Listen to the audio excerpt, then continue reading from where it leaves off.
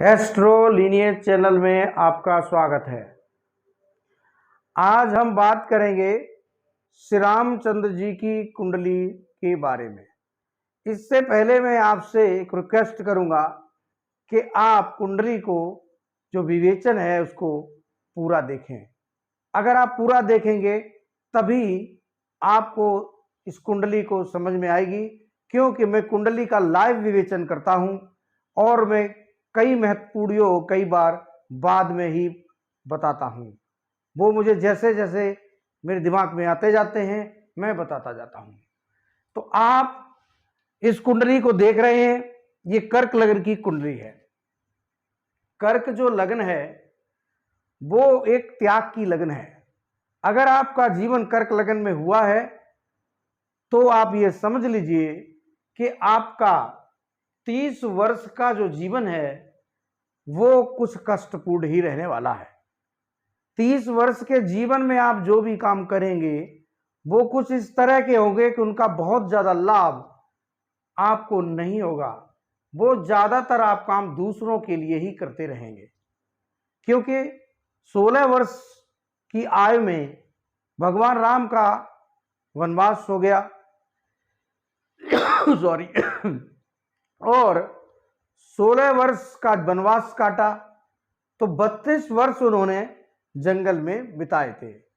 कर्क लगन के लिए भी 32 वर्ष का जो जीवन है वो थोड़ा सा संघर्षमय जरूर होता है और वो दूसरों की सेवा में निकलता है। तो आप इस कुंडली में देखिए कि गुरु उच्च बैठे हैं, चंद्रमा स्वराश बैठे हैं। तो लगन में ही अगर गुरु उच्च हो, चंद्र स्वराश हो तो ये बहुत अच्छा योग है। यानी कि इनका जो सर है यानी लगन है, व्यक्तित्व है वो बहुत ही उच्च है। इनकी जो सोच है वो बहुत ही उच्च है।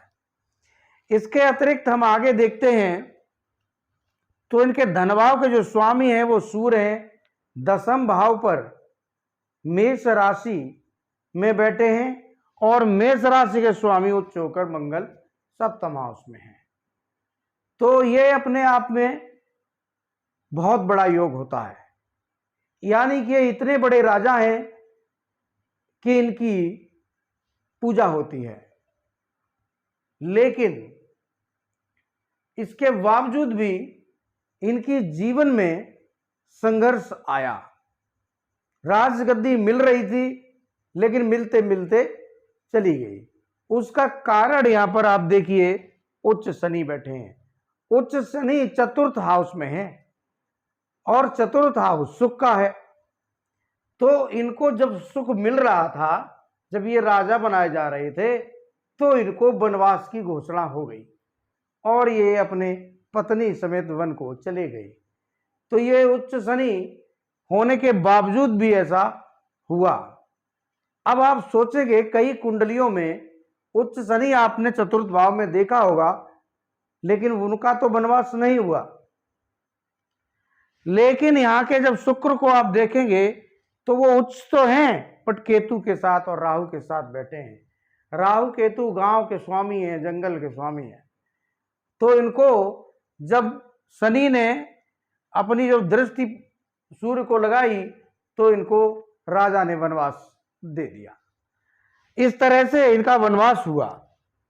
और पूरी कुंडली में जो ये ग्रह हैं, जो केंद्र हम जिसको कहते हैं, उच्च होकर ही बैठे हैं।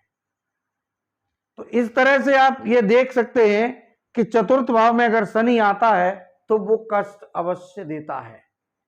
मतलब जीवन में जो सुख होते हैं उनको संकुचित अवश्य कर देता है। अब आप श्री राम की कुंडली को समझ चुके होंगे, लेकिन मैं जो बात इसमें करना चाहता हूं वो ये है कि ग्रहों से श्री राम भी नहीं बच सके। वो कैसे कि सीता माता का जो जीवन था वो आप सभी जानते हैं बहुत कष्टपूर्ण था। उनको सुख मिला ही नहीं।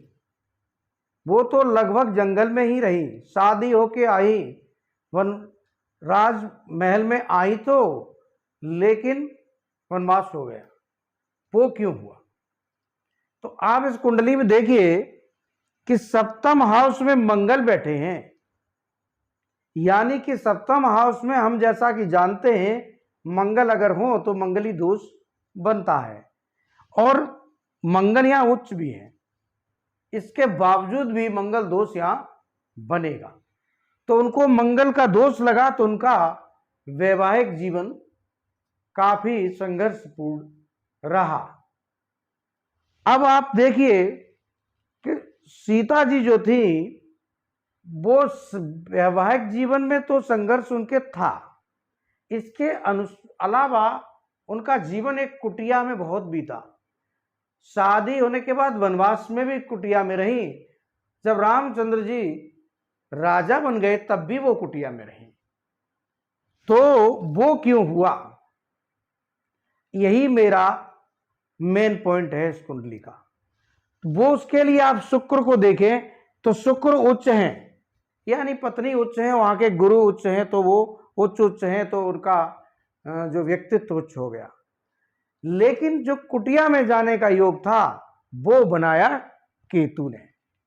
मीन के केतु हैं, मोक्ष के कारक होते हैं, तो लास्ट के जीवन में वो कुटिया में रह के ही उनका मोक्ष हुआ।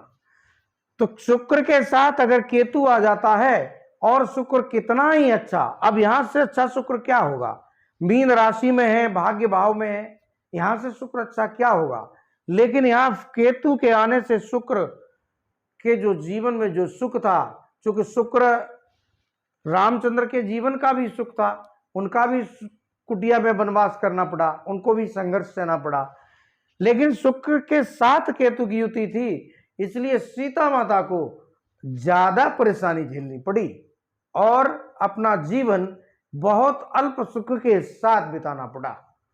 यही मेन योग है शुक्र के। तो अगर आप लोगों की किसी की कुंडली में है तो मान के चलिए कि पत्नी को कष्ट अवश्य होता है, पत्नी को कष्ट का जीवन जीना पड़ता है, लेकिन ऐसे व्यक्ति का जो जीवन होता है वो बड़ा उच्च होता है, समाज में वो उच्च स्थान प्राप्त करता है, बाद में मरने के पश्चात भी उसको पूजा जाता है। और यही आज भी हम सीता माता और भगवान श्री राम को पूजते हैं और उनको पुरुषोत्तम श्री राम कहते हैं, क्योंकि उन्होंने पुरुषों के हिसाब से सबसे उत्तम कार्य किया। पूरा जीवन उन्होंने संघर्ष में जीकर लोगों की सेवा में अर्पित कर दिया था। आप लोग चैनल को लाइक करें, सब्सक्राइब करें। धन्यवाद।